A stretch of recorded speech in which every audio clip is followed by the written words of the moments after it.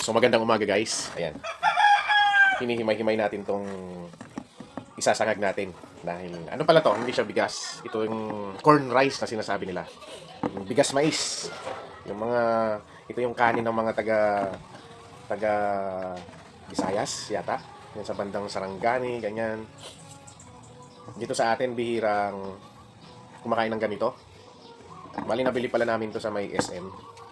So, leftover siya kagabi kasi ito yung sinaing ko. At try natin siyang isangag. Masarap siguro to. Tapos may siomay pa tayo. Fried corn rice. Ayan. With siomay.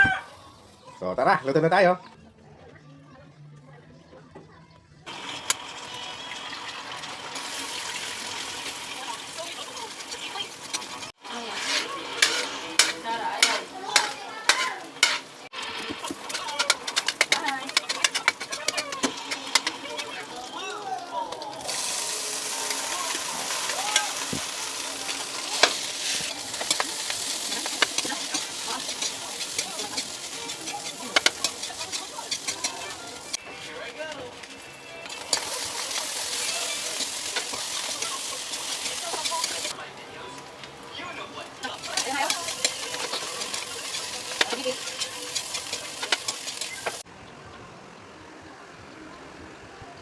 So, ayan guys, luto na yung fried corn rice. Ayan, fried corn rice natin.